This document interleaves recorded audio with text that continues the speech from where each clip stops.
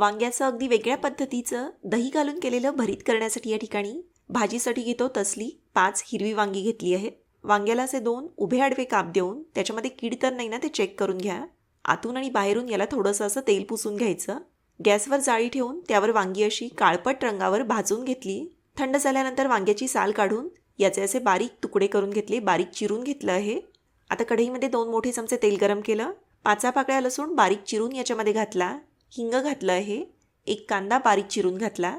कांदा गुलाबीसर रंगावर परतला की याच्यामध्ये हळद घातली आहे. 1 चमचा धणेपूड घातली. गरम मसाला पावडर घातली आहे. आवडीनुसार लाल तिखट घातलं. चवीनुसार मीठ याच्यामध्ये घातलं आणि मग भाजलेली वांगी घातली आहेत. हे असं चांगलं घोटून एकजीव करून घ्या. आता भाजलेल्या शेंगदाण्याचा 2 चमचे जाडसर असा कूट याच्यामध्ये घातला. पाव कप दही याच्यामध्ये घातलं आहे. दह्यामुळं भरीतला छान क्रीमी असं टेक्स्चर येतं आणि चवही खूप छान लागते. बारीक चिरलेली कोथिंबीर घातली.